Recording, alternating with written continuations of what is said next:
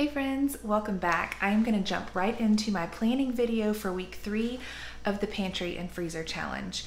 Now, one important thing to keep in mind when you're meal planning, if you are not already doing this on a regular basis, is to take a look at your calendar and see what you have going on in the coming week. For example, we ended up having our date night early last night because our oldest son was in town, so my husband and I took him to dinner. As a result, we will not have date night tonight, so I need to plan something.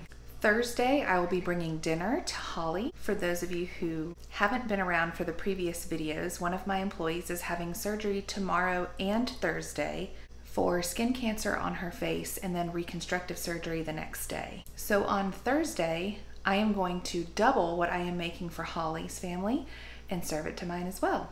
On Friday, I always like to have something extra delicious if I'm not already planning to make pizza or calzones. And then Saturday and Sunday are normal for us. Let's take a peek in the freezers and pantry and start to come up with a plan. I did take some of your very kind encouragement to get a little better organized. Even though I'm planning to defrost the freezer this week, we have a day in the 70s, and I am going to put all of this stuff in coolers and take the freezer out back and let it defrost in the sunshine, and then get it cleaned up and put everything back in so it's nice and organized. So in the process of pulling this stuff out, I realized I'm not even gonna bother. Look at that thick layer. This thing is full of ground venison except for a little bit of miscellaneous venison sausages on top. Some of it is hot sausage, some is kielbasa, some is andouille sausage, but that is all now at the top. And so I know that I've got this whole bottom part full of ground. This bin has a little bit of backstrap in it, which is like a pork tenderloin or even like a fillet. This is some ground venison or maybe even ground beef. I'm not entirely sure where this one came from. Normally when we have ground venison, it comes in a roll. So anyway, it says burger on it. The rest is ground venison. And then this entire bin is venison, except for that beef stew, the freezer meal that's in there. So we will save that for another evening during the pantry challenge. I came across this tiny little bit of cooked breakfast sausage. This is probably a third or a quarter of a pound. Like, it is so little, but this is perfect to saute with scrambled eggs or breakfast potatoes or to add to a quiche or a casserole. I love cooking meat and having it ready to serve. And this is already cooked. You can tell by the fat that has solidified as it has frozen back. But I put this in the front so the kids can use it with their breakfast someday this week. I plan to pull some of these peaches out. These are local peaches. There's a whole big stack of them. We always go get peaches from our local orchards in July. So these are from July of last year. And I plan on pulling some out to add to my kids' oatmeal in the morning later this week. This is actually venison bacon. I'm not exactly sure why they call it bacon. It tastes nothing like pork bacon, but it is really good and it goes well with potatoes or eggs or something for breakfast. So I will let my teenagers know that that is in there. More peaches, and there's a little bit more venison sausage down there at the bottom. This entire bin now is butter with 2 bricks of yeast back there, and this entire bin is full of vegetables. Now, I do agree with the commenter who said the steamable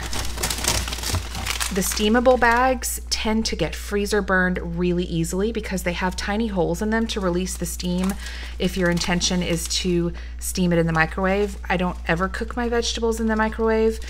And I will definitely be on the lookout for that when I buy frozen vegetables moving forward, because these are solid bricks. Like, I have a feeling I'm going to end up defrosting these and throwing them to the chickens because they are a block of ice and they've been in there for quite a while, but they will not go to waste. They will feed our chickens. That is a Ziploc bag full of mixed veggies, and I'm thankful that I put that in there because those are a lot less likely to be freezer burned. Over here in the door, we still have some lunch meat. There's some frozen pepperoni down there, some freshly roasted coffee, more lunch meat, and some little baby potatoes and garlic. Our little freezer is looking better and better. We've got some apple pie filling and chopped celery up top. Just 1 bag of fresh frozen cranberries on the bottom. Some chicken, I'm not on the bottom, just right there. Some chicken, frozen fruit, more frozen fruit, and I had made a huge batch of Spanish rice and some seasoned ground venison last week, and so we've got plenty left over to make some sort of Mexican casserole or even just more beef and rice enchiladas in the next couple weeks. I believe I've touched on this in the past, but in the winter, for those of you who do not have chickens, chickens tend to stop laying or cut way back on their egg laying in the winter because there are a lot less daylight hours and they're just conserving energy. It's really just a time of rest. However, in a climate like this, where eggs are sky high right now and we are paying to feed these chickens on a daily basis, we have decided to supplement some artificial light out by the coop. We gave the chickens a good 2 months off, and now they are laying again, slowly but surely. We're getting about a dozen a day, so we're able to share with neighbors, as well as have plenty for our family as well. As a result, we need to take advantage of these by making quiche and breakfast casseroles and using recipes that call for eggs. And anytime we don't need them and we have a good dozen or so already saved up and they're clean, we will go ahead and start to water glass them for next winter when we have 2 or 3 months where they're not laying. The pantry is looking fantastic. Everything's nice and organized right now, and I'm making sure that we are slowly making our way through the things that we have an excess of or that we haven't been using in a while. I still haven't used the massaman curry paste up there in the yellow tin. We've definitely consolidated some of our tomato products. I did find a great recipe for making homemade marinara sauce with tomato paste, so be looking for that video in the near future. I plan on making a huge pot of it and going ahead and pressure canning, because check that out. We use the last of our store-bought marinara. We do have some homemade tomato sauce on the shelf that we can simply add spices and herbs to. We used one of the cowboy candy on Sunday over cream cheese with some crackers as we waited for our brunch to finish up. Oops, that maple syrup's in the wrong place. I am going to be making the grandma's chicken and dressing recipe this week, so look out for that. When I post my week 3 video, I will include recipes in the description. These canned carrots will be wonderful in a carrot souffle. I don't know if any of you have heard of that recipe before. It is very similar to like a sweet potato casserole or a sweet potato souffle. It's probably a very southern thing, and it also tastes a bit more like a dessert than a vegetable, but it's really good, and it'll be a good way to use up these soft canned carrots.